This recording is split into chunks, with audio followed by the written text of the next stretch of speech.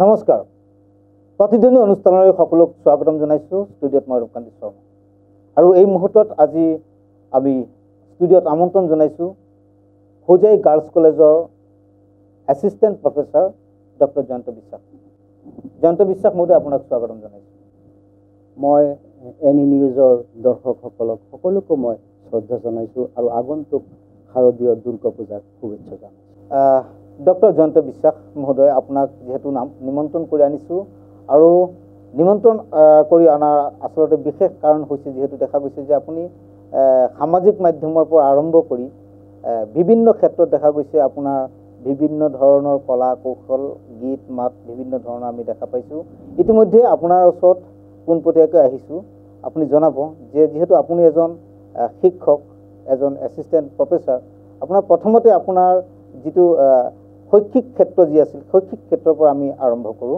কেনেদৰে আপোনাৰ শৈক্ষিক ক্ষেত্ৰ আৰম্ভ হৈছিল মই পঢ়া শুনা কৰিছোঁ আমাৰ ওচৰতে স্কুলত বাস্তুহাৰা প্ৰাথমিক বিদ্যালয় তাৰপিছত গুৱাহাটী ইউনিভাৰ্চিটিত পঢ়িছোঁ গুৱাহাটী ইউনিভাৰ্চিটিৰ পিছত পৰা বিহাৰ মুজাফৰপুৰ ইউনিভাৰ্চিটিত পঢ়িছোঁ পিছত PhD আসাম ইউনিভাৰ্চিটিৰ পৰা মই ডক্টৰেট ডিগ্ৰী ল'বলৈ সক্ষম হৈছোঁ শিক্ষাগত অৰ্হতা হিচাপে তাৰপিছতো দেখা গৈছে যেহেতু আপুনি PhD পাইছে ডক্টৰেট ডিগ্ৰী পাইছে বিভিন্ন ধৰণৰ উপাধি আপুনি লাভ কৰিছে তাৰপিছত দেখা গৈছে যে বহু মঞ্চতো আপোনাকো দেখা পোৱা গৈছে বিভিন্ন মঞ্চত আপুনি গানো গাইছে তাৰপিছতে দেখা গৈছে সেই গান গোৱাৰ পিছতো বিভিন্ন ধৰণৰ উপহাৰ আপুনি লাভ কৰিব পাৰিছে সেই গানৰ যি মঞ্চ আছিলে সেই গানৰ মঞ্চটো আপুনি কেনেকৈ পালে ক'ৰ পৰা পালে মোৰ মোমাইৰ ঘৰ হ'ল মায়ঙত মোৰ মা এজনী শিল্পী আছিল তেখেত এবছৰ হ'ল তেখেতে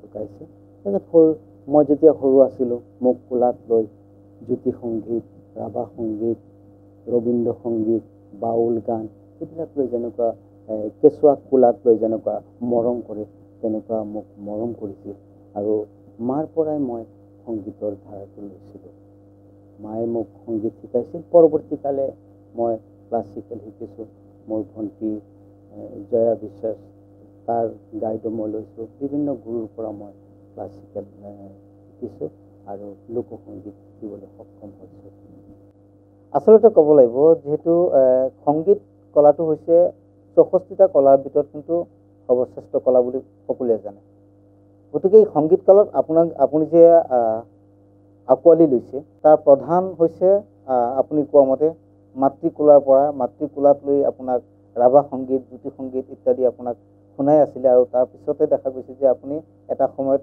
সংগীতৰ লগত আপুনি বিশেষভাৱে আপুনি জড়িত হৈছে অনুপ্ৰেৰণা ক'ৰ পৰা পাইছিলে বা আপোনাৰ বংশ ক'ব লাগিব যে বংশগত ব্লাড ৰিলেশ্যনৰ লগত কিবা জড়িত আছে নেকি মোৰ মাৰ দেউতা তেখেত এজন বাউল গায়ক আছিল লোকগীতৰ গায়ক আছিল এই গায়কৰ পৰাই মায়ে মানে গান শিকিছিল শিকাৰ পিছত এই গানৰ মানে আমাকো মানে উৎসাহিত কৰিছিল এই লোকসংগীত গোৱাৰ কাৰণে মোৰ ভণ্টি আছিল জয়া বিশ্বাস তাইও গায়িকা আছিল তাইকো শিকাইছিল আমাৰ অসমৰ কামৰূপীয়া লোকগীত গোৱালপৰীয়া লোকগীত টোকাৰী গীত দেহ বিচাৰ গীত বাউল গান মায়ে উৎসাহ দিছিল যে তুমি PhD কৰিবা তুমি বাংলাৰ বাউল গান অসমৰ টোকাৰী গীত দেহ বিচাৰ গীত জিকিৰ জাৰি তাৰ লগত ৰিলেশ্যন কৰি তুমি পৰৱৰ্তীকালত PhD কৰিবা আৰু মায়ে সদায় উৎসাহ দিছিল আৰু মোৰ দেউতা যদিও সুৰ ভাল নাছিল কিন্তু দেউতাই সদায় মোক কৈছিল যে তোমাৰ গীত গাব লাগিব তোমাৰ এজন শিল্পী হ'ব লাগিব মা দেউতা আৰু আমাৰ খুৰাসকল আমাৰ নিজৰ পৰিয়ালৰ সকলোৱে মোক উৎসাহ দিছিল মানে গান গোৱাৰ কাৰণে এসময়ত মই মানে মোৰ সুৰ একদম বেয়া আছিল একদম বেয়া মই গান গাব পৰা নাই পিছত মই মাক ক'লোঁ লোকে শুনিলে মানে মোক মানে হেৰি কৰে তুমি গান গাব নালাগে কিন্তু মই একদম মানে পথাৰত গৈ চিঞৰি গান গাইছোঁ আৰু আৱেগিক হৈ মানে ঈশ্বৰক কামনা কৰিছোঁ ঈশ্বৰ মোক সুৰ দিব লাগে এতিয়া সুৰ মই পাইছোঁ পোৱাৰ পিছত মই ডক্টৰ ভূপেন হাজৰিকা মোৰ পৰম শ্ৰদ্ধা তেখেতৰ লগত একলগত গান গোৱাৰ মই সুবিধা পাইছোঁ যেহেতু আপুনি এই সংগীত জগতত যোৱাৰ পিছতে আপুনি বিভিন্ন কলাগুৰুসকলৰ আপুনি লগ পাইছে ইতিমধ্যে আপুনি উল্লেখ কৰিছে ডক্টৰ ভূপেন হাজৰিকাৰ আপুনি লগ পাইছে বা আপুনি ডক্টৰ ভূপেন হাজৰিকাৰ লগত গান গাবলৈ আপুনি এটা ভাল এটা স্থান পাইছে আমি ভাবিছোঁ বা আমাৰ দৰ্শকসকলক আপোনাৰ মুখৰ পৰা ভূপেন হাজৰিকাৰ এটা গীত শুনাব বুলি আমি আশা কৰিছোঁ যে আমি সংগীত নাটক একাডেমীৰ এটা অনুষ্ঠান হৈছিল গুৱাহাটীত তেখেতে এই সময়ত পৃথিৱীৰ বিভিন্ন ঠাইৰ টিমসকল মানে প্ৰতিনিধিসকল আহিছিল তাত অহাৰ পিছত এই অনুষ্ঠানত ভূপেন দা আহিছিল আৰু ভূপেন দা অহাৰ পিছত মই আৰু মোৰ ভণ্টি জয়া বিশ্বাস তাই সংগীত কামৰূপীয়া সংগীত পৰিৱেশন কৰিছে আৰু মই বাউল সংগীত ভোজপুৰী ভাষাত মই বাউল গীত গাইছোঁ আমি বিভিন্ন কথা পাতিম প্ৰথমতে আমাৰ দৰ্শকসকলক আপোনাৰ কণ্ঠৰ এটি গীত প্ৰথমতে শুনাই লৈছোঁ হোটেল ব্ৰহ্মপুত্ৰত 2000 চনত ভূপেন দাৰ লগ পাইছিলোঁ আৰু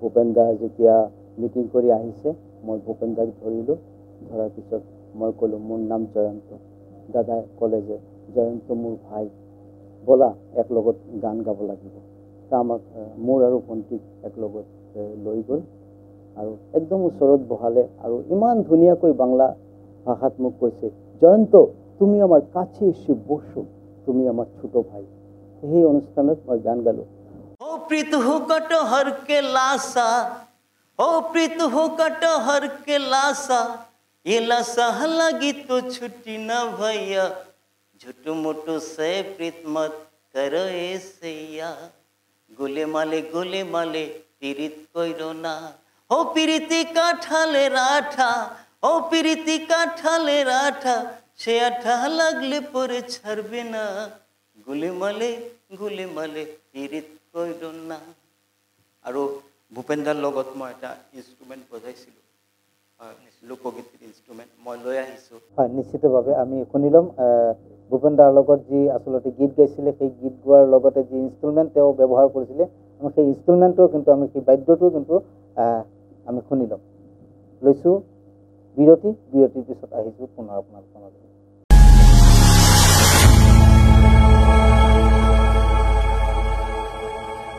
খবৰৰ আঁৰৰ খবৰ ব্ৰেকিংৰ হুলস্থুলৰ মাজত ৰৈ যোৱা সমাজৰ নেতিবাচক বহু খবৰ ৰাজনীতিৰ পৰা সমাজনীতিলৈ খেল জগতৰ পৰা কৃষি খণ্ডলৈ ছবি জগতৰ পৰা সাহিত্য চৰ্চালৈ বৰাক ব্ৰহ্মপুত্ৰৰ লগতে উত্তৰ পূবৰ সাতভনী সামৰি অসমৰ সংবাদ জগতত নতুন সংযোজন Assam north east news live 24/7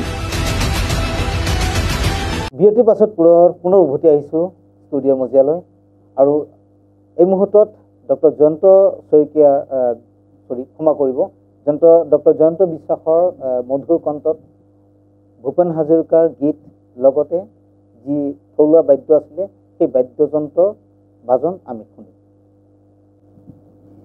এই বাদ্যযন্ত্ৰ হ'ল খমক মই এটা এই ভূপেন দাৰ লগত এইটো বজোৱাৰ সুযোগ পাইছোঁ মই অলপ বজাই দেখাই দি আছোঁ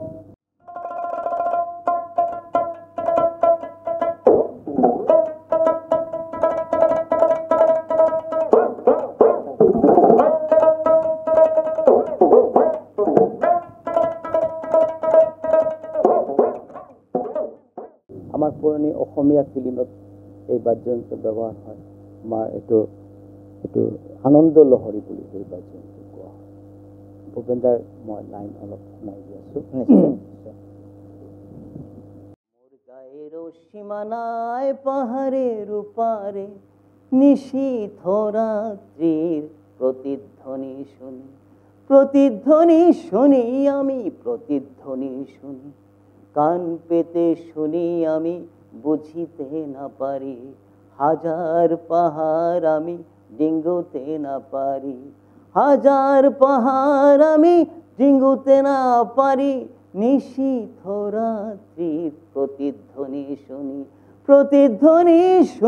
আমি প্রতিধ্বনি শুনি আমি প্রতিধ্বনি শুনি খুব ধুনীয়া খুব সুন্দৰ লাগিছে ধন্যবাদ জ্ঞাপন কৰিছোঁ প্ৰিয় দৰ্শকসকল আমি গান শুনিলোঁ, বাদ্য শুনিলোঁ, তাৰপিছতে এতিয়া পুনৰ উভতি গৈছোঁ ডক্টৰ জয়ন্ত বিশ্বাসৰ ওচৰলৈ। আপোনাক মই এষাৰ কথা সুধিব লাগিব। যিহেতু আপুনি শিক্ষাগতভাৱে আপুনি এজন শিক্ষক, এজন এছিষ্টেণ্ট প্ৰফেচাৰ, গতিকে আপোনাৰ এই শিক্ষা জীৱনটো ক'ৰ পৰা আৰম্ভ হৈছিলে, কেনেকৈ আপুনি শিক্ষা লাভ কৰিছিলে, আপুনি কেনেদৰে সেই শিক্ষা লাভ কৰিবলৈ যাওঁতে কেনেধৰণে আপুনি অসুবিধাৰ সন্মুখীন হৈছে, আমাক অকণ শুনাই দিব। মোৰ দেউতাৰ মনৰ আশা আছিল মোৰ ল'ৰাটো প্ৰফেচাৰ হওক বুলি মনৰ আশা আছিল, কিন্তু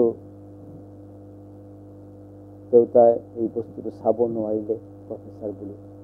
মই প্ৰথম MA পাছ কৰি ডিফু গাৰ্লছ কলেজত সোমাইছিলোঁ। তাৰপিছত আহিছোঁ Deshbandhu higher secondary. Deshbandhu higher secondary 12 বছৰ মই বিনা বেতনত কাম কৰিলোঁ, এটা পইচাও মই তাৰ পৰা পোৱা নাই। তাৰপিছত আমাৰ মাননীয় অৰ্ধেন্দু কুমাৰ দেৱ মিনিষ্টাৰ ডাঙৰীয়া মোৰ গান শুনিলে, শুনি মোক ক'লে তুমি কি কৰি আছা? এনেকুৱা কৰি আছোঁ কাম। পিছত তেখেতেই মোক বুজাই গাৰ্লছ কলেজত লৈ আহিল। এই সংগীতৰ কাৰণে মই গাৰ্লছ কলেজত আহিব পাৰিলোঁ। তাত আহি মই PhD ডিগ্ৰী কৰিলোঁ। এতিয়া তাতেই আমি কাম কৰি আছোঁ। সেয়া আছিল আপোনাৰ দেউতাকৰ এটা খুব ডাঙৰ এটা সপোন আছিলে যে ল'ৰাক ভাল উচ্চ শিক্ষা শিক্ষিত কৰিম, এজন প্ৰফেচাৰ, তেওঁক প্ৰফেচাৰ ৰূপে তেওঁক বনাবলৈ তেওঁ যত্ন কৰিছিল, চেষ্টা কৰিছিলে। তেওঁৰ মনৰ আৱেগ আছিলে, অনুভূতি আছিলে, কিন্তু দেউতাকে সেই আৱেগ আৰু অনুভূতি আপুনি দেখুৱাব নোৱাৰিলে, কাৰণ সেই তাৰ আগতেই দেউতাৰ ইহলীলা সম্বৰণ কৰিলে চাগে। দুখ লগা কথাবোৰ, কাৰণ প্ৰতিগৰাকী যিসকল পিতৃ আছে, প্ৰতিগৰাকী পিতৃয়ে বা মাতৃয়ে কিন্তু প্ৰতিগৰাকী সন্তানৰ উন্নতি দেখিবলৈ বিচাৰে, ভাল এটা স্থান পায় তাকেই বিচাৰে। কিন্তু এনে সময়, যি সময়টো ডক্টৰ জয়ন্ত বিশ্বাসৰ যি কথা শুনি অত্যন্ত মৰ্মান্তিক কথা, বেয়া লাগিছে। পৰৱৰ্তী সময়ত আপুনি যিহেতু দেখা গৈছে যে আপোনাৰ একমাত্ৰ এই সংগীতৰ দ্বাৰা আপুনি ডিফু গাৰ্লছ কলেজৰ পৰা হোজাই গাৰ্লছ কলেজত আপুনি আহিব পাৰিছে, আৰু ইয়াত অহাৰ পিছতে আপোনাৰ চাকৰি এক প্ৰকাৰ ক'বলৈ গ'লে পূৰ্ণতা হৈছে বুলি ক'ব লাগিব। বিভান্তত হৈছিল মানে ফিল্ম ফেষ্টিভেলত। তাত আমি আমাৰ মমতাজ, বিখ্যাত গায়িকা মমতাজৰ লগ পাইছোঁ, আৰু বাংলাদেশৰ বিভিন্ন মন্ত্ৰীসকল আহিছিল। আমাৰ পৰিমল শুক্লবৈদ্যচাৰে সকলোৰ লগত চিনাকি কৰাই দিছে আৰু কৈছে যে আমাৰ ইণ্ডিয়ান আৰ্টিষ্ট। তেতিয়া মই এটা বাংলাদেশৰ এটা পুৰণা সিনেমাৰ গান মই পাইছোঁ। ও আছেন আমার মুক্তাহার, আছেন আমার ব্যারিস্টার, আছেন আমার মুক্তাহার, আছেন আমার ব্যারিস্টার, হাইকোর্টের শেষ বিচারে তিনি আমায় করবেন পার। আমি পাপী তিনি জামিনদার, হায় রে আমি পাপী তিনি জামিনদার। আছেন আমার মুক্তাহার, আছেন আমার ব্যারিস্টার, হাইকোর্টের ওই শেষ বিচারে তিনি আমায় করবেন পার। আমি পাপী তিনি জামিনদার, হায় গো আমি পাপী তিনি জামিনদার। মালের কোঠায় তালা দিয়া চাবি নিয়ে আছেন সাই, মালের কোঠায় তালা দিয়া চাবি নিয়ে আছেন সাই। আমি অধম সাধ্য কি তার হুকুম ছাড়া বাইরে যাই, হুকুম ছাড়া বাইরে যাই। মনরে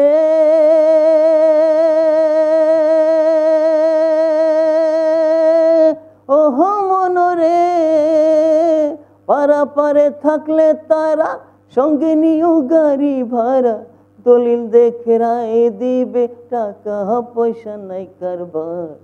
আমি পাপী তিনি জামিনদার। আমি পাপী তিনি জামিনদাৰ, তেনেকুৱা। তাৰমানে এই গানটোৰ অৰ্থ তেনেকুৱা হয় নেকি যে কোনোবাই যদি ভুল কৰে বা কোনোবাই যদি অপৰাধ কৰে তেতিয়াহ'লে কি কৰিব লাগে? আইনৰ ৰাস্তাত যায়, আৰু আইনৰ ৰাস্তাত যোৱাৰ পিছতে তেওঁৰ যি শাস্তি আছে, যি চোৰৰ যদি চুৰি কৰে চোৰ তাৰ শাস্তি, আৰু শাস্তিৰ পিছতে এজন জামিনদাৰ হয়নে? তেনেকুৱা আচলতে ক'ব লাগিব যে গানৰ কিন্তু প্ৰতিটো গানৰ এক বিভিন্ন ধৰণৰ যি অৰ্থ আছে, সেই অৰ্থ কিন্তু বিৰাট এক অৰ্থ এই গানবিলাকৰ মাজত আছে। এক মোহনীয়া কথা ক'ব লাগিব। আহিছোঁ পৰৱৰ্তী সময়ত, এতিয়া বিৰতি লৈছোঁ আৰু বিৰতিৰ পিছত পৰৱৰ্তী আকৌ আপোনালোকৰ মাজলৈ আহিছোঁ।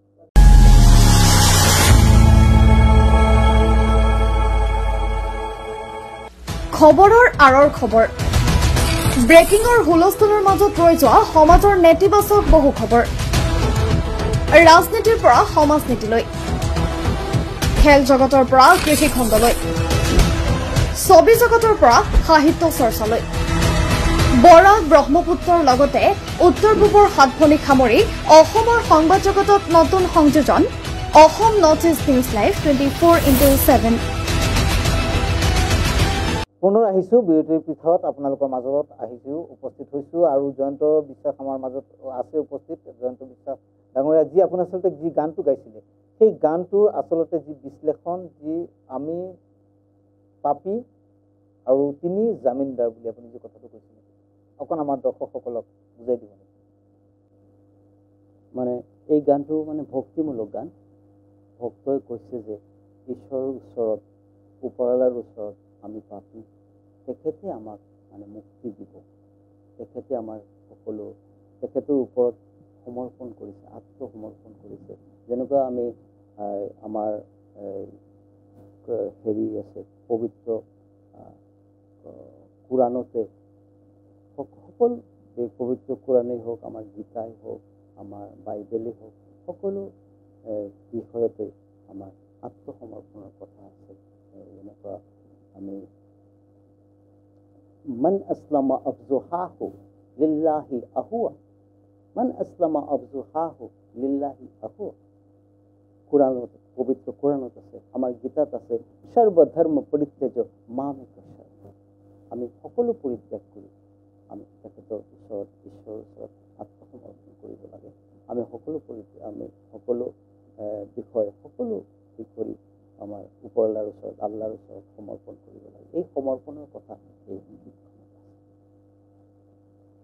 তাৰমানে এই গানটোৰ আচলতে অৰ্থ সেইটোৱেই যে সকলো ধৰ্ম পৰিত্যাগ কৰি নিজৰ যি ধৰ্ম আছে, সেই নিজৰ ধৰ্মটোক আচলতে নিজে বচাব লাগিব, নিজে ধৰ্মৰ প্ৰতি ধৰ্ম সংস্থাপন কৰিব লাগিব। তেনেধৰণে কিছুমান কথা কিন্তু এই গীতটোৰ ভিতৰত কিন্তু তেওঁ লিপিবদ্ধ কৰি থৈছে। পৰৱৰ্তী আহিছোঁ আপোনাৰ ওচৰত আৰু এটা গীতৰ কলি শুনিবলৈ। কি শুনাব? মোৰ বৰ প্ৰিয় বিজয়দাৰ গান, মোৰ প্ৰিয় গান। কোনে গীত গালি মাঝিরাতে বুকু ভাঙে, হুরটি দেখুন সিনাকি, হুরটি দেখুন সিনাকি, তয় হয় নে নহয় কেতে কি, কোনে গীত গালি হিয়া ভাঙি, অজানা পক্ষী তয় পালি মাথো কলিয়া ডাৱৰ, মোৰ যে জীৱনৰ প্ৰভাতলে আছে বহুতো বাকী। এই বিজয়দাৰ গান মোৰ বৰ প্ৰিয়, আৰু কুমাৰ চানৰ যি অসমীয়া গান, উজাগৰি এই ৰাতি তোমাৰ কথা ভাবি, মোৰ দুচকু ভৰি দুকাহে নিগৰি, উজাগৰি এই ৰাতি তোমাৰ কথা ভাবি, মোৰ দুচকু ভৰি দুকাহে নিগৰি, আছিলা তুমি এদিন হিয়াৰ স্পন্দন হৈ, ভোলা বুকু এদিন মৰমৰ সুঁৱতি লৈ, গলা কিয় আজি দূৰণিলৈ ইমান নিবিৰি হৈ, দুখৰে হল পৰিচয়, উজাগৰি এই ৰাতি তোমাৰ কথা ভাবি মোৰ দুচকু ভৰি দুকাহে নেই গৰি। সুন্দৰ খুব ধুনীয়া লাগিছে। পৰৱৰ্তী মই পুনৰ আৰু এটা গীত আপোনাৰ পৰা শুনিব বিচাৰিম, যিহেতু ভূপেন হাজৰিকাৰ লগত আপুনি স্বতঃস্ফূৰ্তভাৱে এজন অসমৰ এজন ভাল গণ্যমান্য এজন শিল্পী আছিলে, আৰু শিল্পীগৰাকীৰ লগত আপুনি স্বতঃস্ফূৰ্তভাৱে তেওঁৰ লগত আপুনি উঠা বহা কৰিছে, তেওঁৰ লগত আপুনি গীত গাইছে। মই পুনৰ আৰু এটি মই ভূপেন হাজৰিকাদেৱৰ এটি গীত শুনিব বিচাৰিছোঁ। বিস্তীৰ্ণ দুপাৰে অসংখ্য মানুহৰ হাহাকাৰ শুনি নিঃশব্দে নীৰৱে বুঢ়ালৈ বৈছা কিয়? নৈতিকতাৰ স্খলন দেখিও মানৱতাৰ পতন দেখিও, আজি যে সমাজত যে নৈতিকতাৰ পতন হৈছে, আজি যে সমাজত যে মানৱতাৰ পতন হৈছে, আমি দেখা পাই আছোঁ যে আজি এজন ডক্টৰ হৈ এজন ডাক্তৰনীয় হৈ সমাজৰ পৰা বাচিব পৰা নাই। দেখিছোঁ আমি সাধাৰণ মানুহ কেনেকুৱা বাচিব, এনেকুৱা এটা যুগত মানে ভূপেনদাৰ যে এই গান অমৰ গান যুগে যুগে জীয়াই থাকিব। যেনেকুৱা ভূপেনদা কৈছিল, বর্গীরা তো সব চলে গেছে, নেই তো জমিদার, তবু কেন এদেশ জুড়ে নিত্য হাহাকার। শরৎ বাবু খোলা চিঠি দিলাম তোমার কাছে, তোমার গফুর মহেশ কেমন আছে জানি না। সব গুছি গেছে, জমিদারও নাই, কিন্তু শোষণ অত্যাচার আমাৰ সমাজত আছে। এই ভূপেনদা মোৰ যেতিয়া মই গাবলৈ ভূপেনদাৰ কথা মনত পৰে মোৰ চকু পানী আহে। কাৰণ সেই দিন যে ভূপেনদাৰ প্ৰায় 3 ঘণ্টামান দাদাৰ লগত কটাইছোঁ, সেই দিন মানে মোৰ এটা জীৱনৰ মানে এটা একদম চিৰস্মৰণীয় দিন মোৰ হৈ আছে। হয়, নিশ্চিতভাৱে ক'ব লাগিব, যিহেতু ভূপেন হাজৰিকা ডাঙৰীয়া দেৱে তেওঁ যিবিলাক গান গাইছিলে, তেওঁৰ গানৰ মাজত কিন্তু দেখা গৈছে যে সমাজখনক কিন্তু শুধৰাবলৈ তেওঁ বিভিন্ন ধৰণৰ কৌশলগতভাৱে কিছুমান লিখনি লিখি গৈছিলে। আচলতে ক'ব লাগিব, যদি ভূপেন হাজৰিকাৰ গীত যদি কোনোবাই ভালদৰে শুনিব পাৰে বা ভালদৰে যদি বুজিব পাৰে, তেতিয়াহ'লে সেইজন ব্যক্তি মোৰ হিচাপত, বা আপুনি কি কয় বা আপোনাৰ মনত কি আছে মই সেইটো নাজানো বাৰু, বা আমাৰ দৰ্শকসকলৰ মনত বা কি হয়, মই এটা কথাই মই ভাবিব পাৰোঁ যে যদি ভূপেন হাজৰিকাই যিসকল গীত ৰচনা কৰি গৈছে বা যিসকল লিপিবদ্ধ কৰি থৈ গৈছে, এইসকল লিপিবদ্ধ যদি আমাৰ মনত যদি আচলতে বা আমাৰ ব্ৰেইনত যদি আমি স্থাপন কৰি দিব পাৰোঁ, তেতিয়াহ'লে এইখন সমাজত যে আপুনি যে অলপ আগত যে কথাটো ক'লে যে এইখন সমাজটো কোনফালে গতি কৰি আছে, এই সমাজখন নিশ্চিতভাৱে মই ভাবোঁ যে এটা নিকা আৰু স্বচ্ছ এটা সমাজ চাগে গঢ় লৈ উঠিব পাৰিব। আপোনাৰ মতামত কি হয়? মোৰ কথা ভূপেনদাৰ লগত কাৰো তুলনা নহয়। শিল্পীৰ নাই কোনো সমাজ, নাই কোনো দেশ, সকলো শিল্পীৰ ওচৰত আপোন আমাৰ ভূপেনদা। কলিকতাত আছিল, কলিকতাত বহুদিন এই কলিকতাত আছিল, আৰু কলিকতাৰ মানুহে তেখেতক ইমান আপোন কৰিছিল, আমাদেৰ ভূপেনদা। আৰু তেখেতৰ বিখ্যাত গান মানুষ মানুষের জন্য, এটা মই পার্কত গৈছিলোঁ কলিকতাত, তাত কোটেশন দিয়া আছে মানুষ মানুষের জন্য। এই যে ভূপেনদাৰ এই চিৰন্তন গীত, মই PhD থিচিছত এই সম্পৰ্কে লিখিছোঁ যে ভূপেনদাক ভূপেনদাক সুধাকণ্ঠ কোৱা হয়। মোৰ PhD থিচিছত ভূপেনদাৰ নাম দিছোঁ দৈৱকণ্ঠ। তেখেতৰ পৰা যে মই মাত শুনিছিলোঁ, মোৰ এনেকুৱা ভাৱ লাগিছিল যে ঈশ্বৰে কথা কৈ আছে, এইটো দৈৱবাণী হৈ আছে। আৰু ভূপেনদাই এই আমাৰ যেনেকুৱা সমাজৰ সকলো স্তৰৰ মানুহৰ কথা তেখেতৰ গান একদম ৰজা মহাৰাজাৰ পৰা হেয়া না হেয়া না হেয়া না হেয়া হে দৌলা হে দৌলা, বড় বড় ৰজা মহাৰাজাৰ পৰা একদম দুখীয়াৰ পৰা তেখেতৰ গীতত বৰ্ণনা কৰি গৈছে। আৰু এনেকুৱা ৰিচ সমৃদ্ধ গীত, মানে কি ক'ম, মানে মই বহুতে কয় যে ভূপেনদাৰ লগত কাৰোবাৰ তুলনা কৰে, মই ক'ম যে ভূপেনদা আৰু মানে তাৰ লগত আৰু কাৰো তুলনা নহয়। যেনেকুৱা মাৰ কোনো তুলনা নহয়, এনেকুৱা সংগীতৰ ক্ষেত্ৰত ভূপেন দাস তুলনা নহয়। মই পুনৰবাৰ কৈছোঁ, এই যিটো ৰজা মহাৰজাৰ লগত যিটো তুলনা দি পেলাই যিটো গান ৰচনা কৰিছিলে একলি শুনিব বিচাৰিছিলোঁ। মানে মোৰ প্ৰব্লেমটো কি হৈছে, খাতাটো নাথাকিলে মোৰ মানে গানবিলাক পাহৰি যাওঁ। একলি মাত্ৰ হে দোলা হেয়ানা হেয়ানা হেয়ানা, মানে দোলা লৈ গৈ আছে আৰু গীত গাই আহিছে। এই দোলা বড় বড় চাহেবৰ দোলা, ৰজা মহাৰাজৰ ৰজাৰ কথা আছে, তাৰ সৰু সৰু মানুহৰ কথা আছে। তাৰপিছত মেঘে গিৰ গিৰ কৰে, আহা হিৰ হিৰ মেঘে কৰে, এজাক যেন বৰষুণ আহো আহো কৰে, হিৰ হিৰ মেঘে কৰে, আহা হিৰ হিৰ মেঘে। বা ইংলিছ গান we are same but brother ভূপেন্দাৰ যে ৰচনা কৰে, আমাৰ ভূপেন্দাৰ যে বহুত গান ভূপেন্দা ৰচনা কৰি গৈছে। We are same boot brother গাইছে ভূপেন্দাই। আৰু ভূপেন্দাই আৰু এটা চবতকৈ মানে হেৰি কথা কি, লোকগীত যে প্ৰতিমা পাণ্ডেৰ লগত গাইছে। ও বন্ধুর বাড়িতে তাল গাছে ঝুলে, ওরে হেসকা হাঁটানে পিরিত খসে মাগমাই শাসিতে, গানবিলাক গাইছে। বা 12 মাসে 13 ফুল ফুটে, এই গানটো ভূপেন আৰু প্ৰতিমা পাণ্ডে গাইছে। আৰু মই মোৰ ভণ্টি বহুত ষ্টেজত তাইক গাইছোঁ। ও বছরে ফোটে হোলাশয়, না যাইও যমুনার জলে, ও তোমরা না যাইও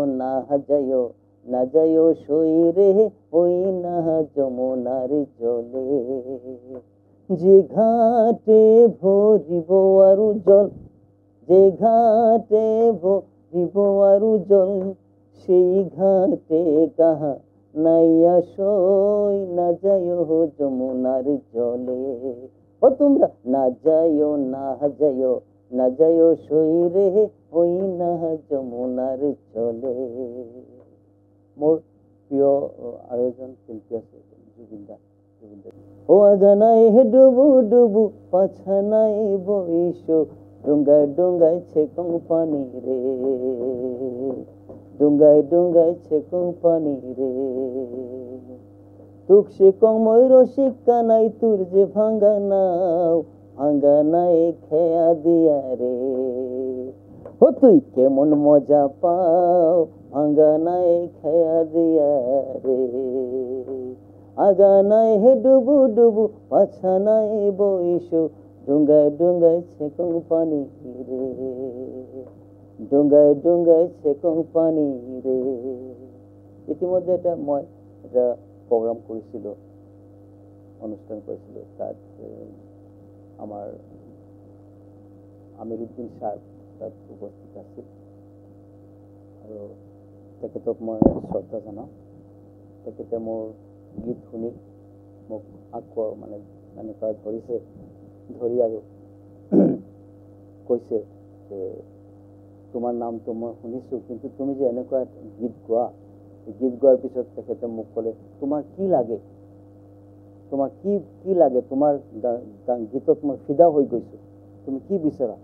মই কৈছোঁ যে মই একো নিবিচাৰোঁ, মই আপোনাৰ খালি আশীৰ্বাদ লাগে। তেখেতে মোক 25,000 দিছে মোৰ গীত শুনি।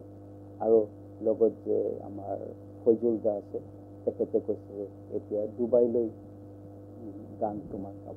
পৰৱৰ্তী সময়ত আকৌ আপোনাৰ ওচৰত আহিছোঁ, যিহেতু আপুনি 1200টা আপুনি গীত ৰচনা কৰিছিলে, আৰু 1200টা গীত ৰচনা কৰাৰ পিছতে আপুনি মাত্ৰ 3-4টা আমাক শুনাইছে, আৰু আপুনি নেপালী ভাষাটো নিশ্চয় গীত ৰচনা কৰেছে, আমি শুনাই ল'ব পাৰোঁ।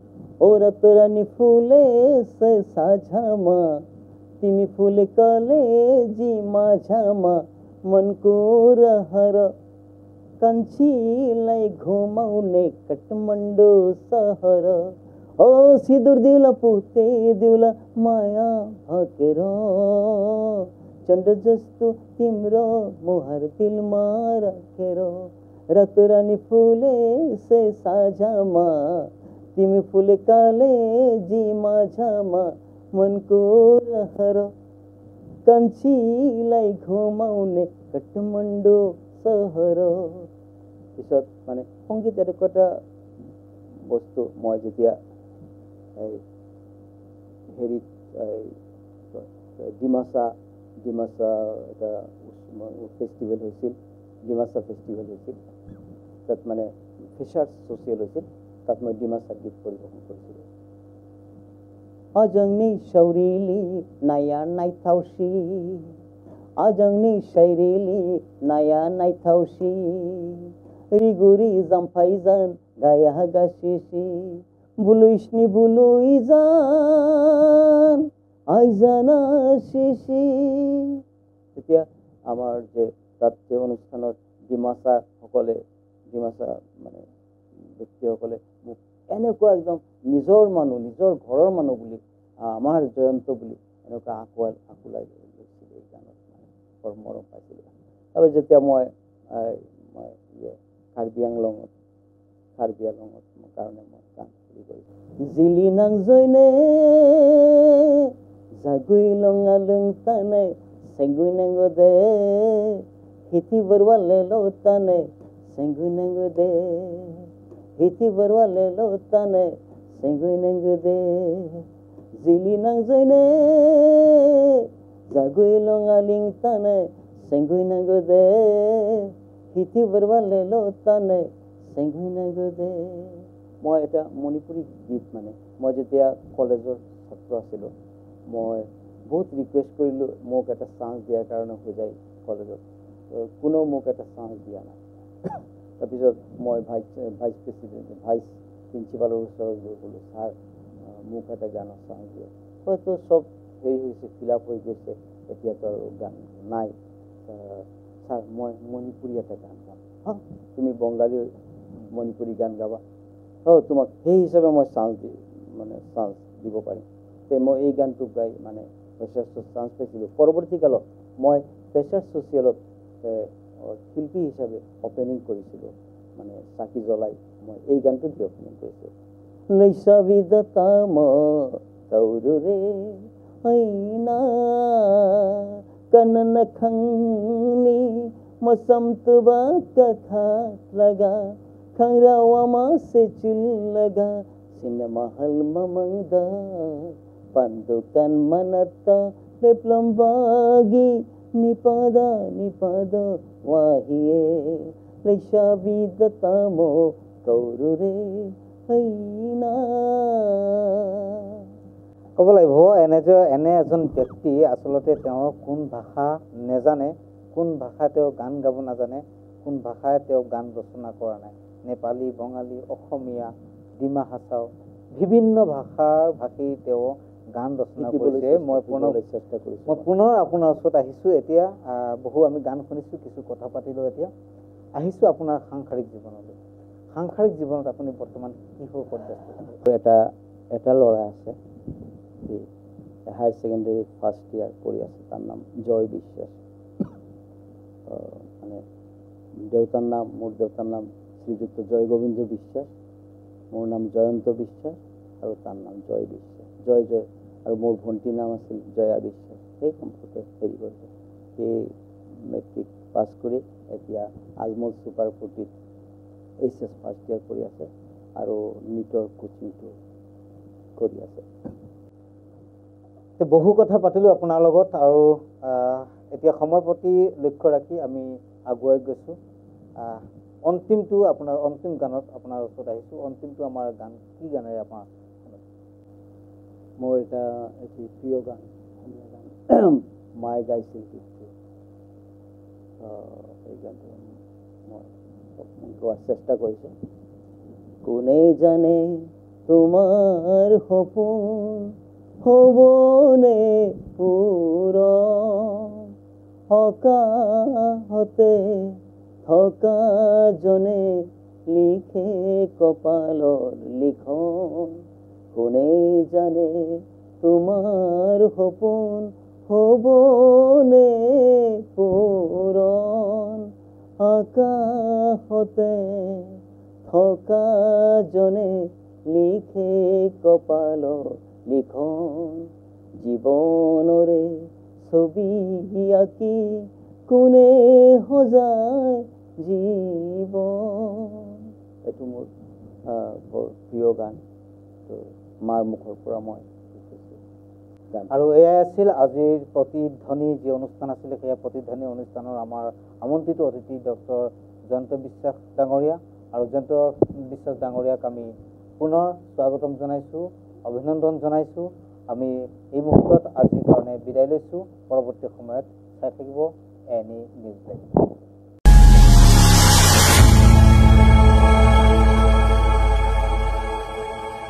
খবৰৰ আঁৰৰ খবৰ ব্ৰেকিংৰ হুলস্থুলৰ মাজত ৰৈ যোৱা সমাজৰ নেতিবাচক বহু খবৰ ৰাজনীতিৰ পৰা সমাজ নীতিলৈ খেল জগতৰ পৰা কৃষি খণ্ডলৈ ছবি জগতৰ পৰা সাহিত্য চৰ্চালৈ বৰাক ব্ৰহ্মপুত্ৰৰ লগতে উত্তৰ পূবৰ সাতভনীক সামৰি অসমৰ সংবাদ জগতত নতুন সংযোজন Assam north east news live 24/7